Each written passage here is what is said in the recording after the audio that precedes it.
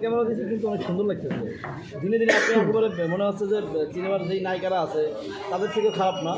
আমি সত্য কথা বলছি, তাদের থেকেও সুন্দর লাগে। বাংলাদেশে অনেক নায়িকারাও আছে। আপনার কালকে সকালবেলায় আমি চোখের ডাক্তারের অ্যাপয়েন্টমেন্ট করে দেবো হ্যাঁ। ইউনাইটেড হসপিটালে। আপনি একা যেতে না পারলে আমি নিয়ে যাবো। আপু বাংলাদেশের এমন কোনো নায়িকা নাই তার ভিডিও আমরা নেই না, আপনার ভিডিও নেই। আমি সত্য কথা বলতেছি, আপনি আগের তুলনায় বাংলাদেশে অনেক নায়িকা থেকে আপনি অনেক সুন্দর। এটা খালি আপনি একাই বললেন, বাকি 99 জন বলেন। সবার কাছে শুনে দেখেন, সবাই এক কথাই বলবেন। না। ভদ্রতা করে বলবো। তবে একটা জিনিস জানতে চাই আপু, যখন আচ্ছা আমি বলি, কালকে আমাদের এই সাবির দিকে আসো। কালকে আমাদের সাবির ভাইয়ের একটা সেলুন ওপেনিং হচ্ছে মিরপুরে। তো সবাই যেহেতু সেলুন দিচ্ছে, তাদের প্রিন্স গ্রুপের মালিকও যেহেতু সেলুন দিয়ে ফেলছে, তো প্রিন্স গ্রুপের সদস্যরাও অবশ্যই দিবে। তো সাবির ভাইয়েরও সেলুন হচ্ছে হেয়ার উইজার্ড, মিরপুর কত এটা? মিরপুর দুয়ে কমার্স কলেজের অপোজিট পাশে পয়েন্টগুলিতে। লালা আপু সেখানে থাকবে। আমি কালকে থাকবো দুপুরে, আপনাদের সবার সবাইকে লাঞ্চের দাওয়াত। দাওয়াত, সবার লাঞ্চের দাওয়াত। সবাই না খেয়ে থাকবে। জুমার নামাজ পড়। জুম্মার নামাজের পরে আপনারা লাঞ্চে চলে আসবেন, না খেয়ে আবার থাকবেন, হয়তো নাস্তা খাবেন। হ্যাঁ, নাস্তা পাবেন আমাদের। সকাল নাস্তা খেয়ে তারপরে জুম্মার নামাজে যাবেন, তারপরে দুপুরে খাবার আমাদের সাথে। ঠিক আছে, ঠিক আছে? আচ্ছা চলেন উপরে যাই, চলেন। আপু একটা প্রশ্ন ছিল, এটা না বললে হয়তো মনে থেকে যাবে। আচ্ছা আপনি আপু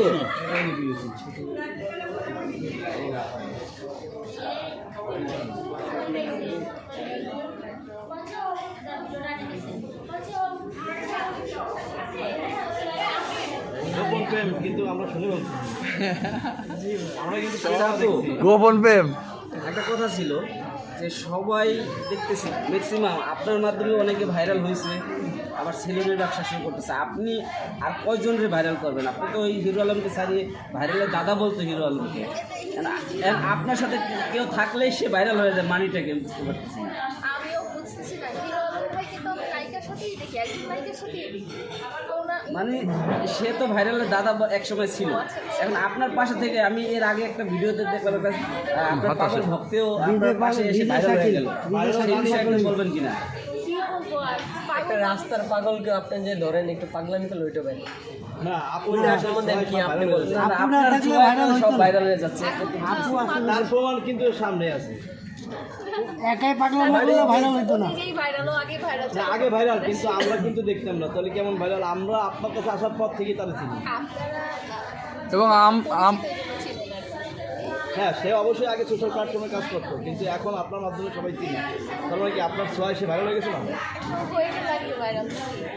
আবার যারা চিনে নেই তারা চিনছে। গতকাল তো দেখলাম এক ছোট ভাই আপনার জন্য পাগল হয়ে গেছে, পাগল হয়ে রাস্তায় দেওয়া আছে 20 তলাতে লাফ দিল। কি একটা ভাত আসে ভাই। 100% না। লাইলা 100% লাইলা আমার 100% লাভ। 100% লাভ। সে তো এখন ভাইরাল।